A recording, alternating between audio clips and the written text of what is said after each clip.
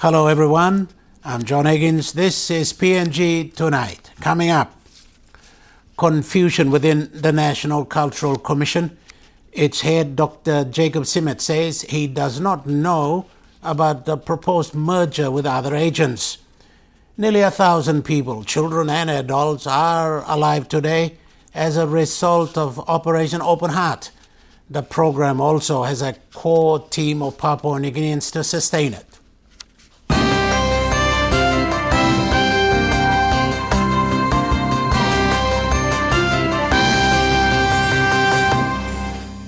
Head of the National Cultural Commission, Dr. Jacob Simmet, is seeking a meeting with Tourism Minister Justin Tachenko and the Public Service Commission over the government's announcement that the Commission and the National Museum and Art Gallery would merge with TPA.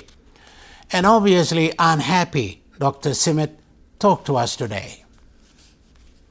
Thank you, Dr. Simmet, for coming onto the program, PNG Tonight. Thank you. Okay. You are the Executive Director of the National Cultural Commission. You have been there for many, many years. The announcement by the Minister that there will be an amalgamation of NCC and the National Museum, TB, all coming under tourism. What's that all about? Are you aware of it? John, yes and no. Yes, insofar as our understanding of something which has been here for almost a decade now. Yes. When Charles Abel, now the Minister for Planning, yes, was the Minister for Tourism, Arts and Culture, he instituted a report, a fact-finding exercise, which was done by the International Finance Corporation. yes. He was concerned about a number of things when we came into the ministry. One was coordination within the ministry, and the other was efficiency. To do with duplication and resources and things like that. So he engaged, he commissioned this report, and which was completed. And on the basis of that report, he made a submission to the National Executive Council, which was endorsed by the Council on the 8th of May 2010. 2010. Yeah? That report is the one we are aware of. Okay. And that NEC decision. All right. All right? And basically that NEC decision was about establishing the now Office of Tourism, Arts and Culture, okay, and the reorganizing to take care of the duplication and overlapping within the various agencies. So has Justin Tachenko now brought forward that decision? Has he implemented that? What's the story on that? Well, this is what we don't know. Okay. The letter, insofar as any advice on what has happened in the last few days, in a letter to myself and another one to Andrew Motu, there is mention of amalgamation. This is why I said no, we don't know what it's about, because it doesn't seem to have anything to do with that decision when you talk about abolition and so forth. There is only mention of two letters, which apparently he has sent, one to the Department of Personnel Management and the other one to the Prime Minister. The nature and content of those two letters, I don't know, because it was not are you saying then that you, as head of the National Cultural Commission, you have not talked about this amalgamation, or the minister has not talked this thing over with you as the head of the organization? No. And we have a decision for the organization to amalgamate. Right. How does that come about? Well, we don't know. As we said, I also understand that Andrew Motu didn't even know about this announcement. He was taken by surprise on Tuesday when the minister advised that there would be a press conference. Even the Secretary General of OTEC was also not informed. To this day, I am still looking for copies of the letters which were supposed to be attached to the advice. Okay. I have checked with also the director for OTEC. What's the advice have you got so far? Are you to be abolished or are you to amalgamate? Well, as I said, you know, there is a discrepancy between the letter advising myself and Andrew Motu and what came out in the media. Okay. The media, so far as the media is concerned, clearly there was mention of an amalgamation of NCC. All right? The letter, however, talks about an amalgamation between the two organizations. The nature of the amalgamation is also not spelled out. We are only told to work with Department of Personnel Management to effect this amalgamation, and it was supposed to take within the framework of 12 months. All right, all right. Are you seeking a meeting with the minister? Are you seeking a meeting with the Public Services Commission? Yes, yes, Okay. yes. How soon have you approached the minister? I've tried to do this within since yesterday, but I have not been able to. But hopefully we can do this today or maybe early next week. Okay, okay. All right, that comes on the back of an announcement by the government at the Leaders Summit. And I think the Chief Secretary has also said something about the public service being too big, unaccountable and inefficient. Are you the victim of that? We might be, but we're not sure. I mean, I am going by a rationale which has been put to us by a reputable organization which carried out findings into the strengths and weaknesses of a ministry. Yeah? And I would believe that the findings of that report, as contained in that report, are something you can go by. Yes. Yeah? Yes.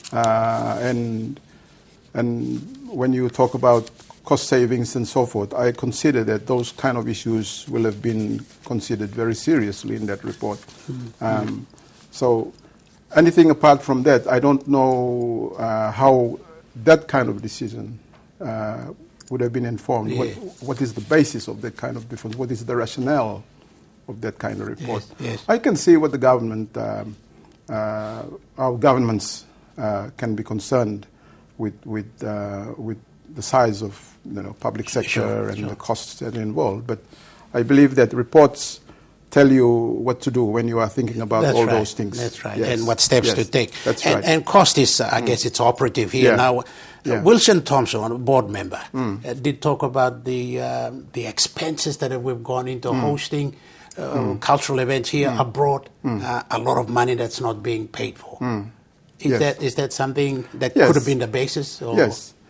Not really, because to talk about the bills which we have left, very simply for us, we had a budget of 53 million, which believed would have costed us to host the festival. Okay. We were only given 35.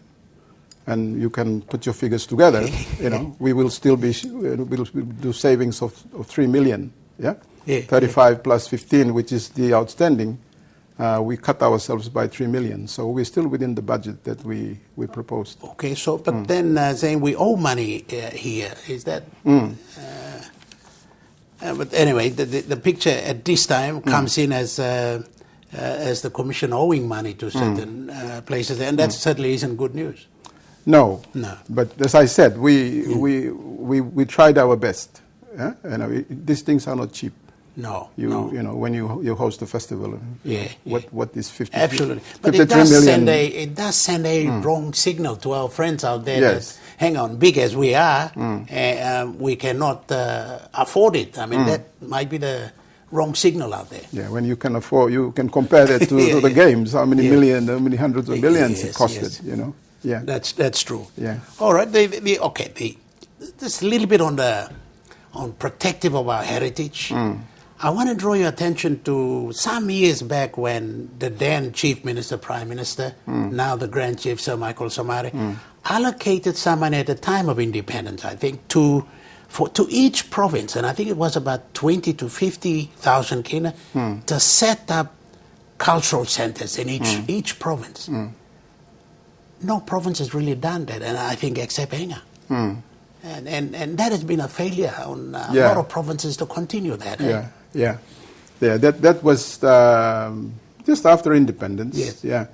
It's a sad story because it's as you say, not many provinces now can speak of a viable cultural center. Yes. And yet it's very important to us as a country. Very important. Our culture. Yeah. So it's a huge failure. How can we revive that? How can we get that going again? Well, now with the organic laws, under the organic laws, you will know now culture is a decentralized function. Right. And we've tried our best to work with provincial governments. Provincial governments, in their part, have not taken this work in this sector all that seriously. I guess the problem really is with the way we perceive culture, both at national level and also at provincial level, and how we always seem to couple it with tourism. You will find that if you go to almost all of the provincial governments, culture is not an entity. There's no division per se. It is always couched in commerce. Yes. It's got an economic value to it. And that can be a danger where you commercialize your unique cultures and at the end you've got nothing for your generation to come. We even in this report, we have seen report after report which recommend very strongly against the coupling of tourism and culture. It doesn't work. Okay. But that's what's going to happen now, I think, under this new... Because you cannot put an economic value with. For in our situation, we had to go against that advice, as you may call it, was a marriage of convenience. In that, because if you took culture away or tourism away from culture, it would be left on the wayside by whatever department you would couple it with, whether it was education or somebody else. So you had to couple it with tourism, because then you have a chance of getting a bit of support as you being part of the economic sector. If you are left in and that's the experience we've had over the years, when the department, when the sector was with education or with another body, you didn't get the support, the kind of support that you got. We were hoping that this marriage of convenience with tourism would improve that situation, but unfortunately, it hasn't worked out that way. All right. Well, we'll see what the next step is for the government. Dr. Simit, we're running out of time. Yes. I'd like to thank you for your time. Thank you, John. All right. Yes. Dr. Jacob Simit, head of the National Cultural Commission. After the break, Operation Open Heart, how it has saved hundreds of lives and at the same time trained a core team of Papua New Guineans to sustain the program.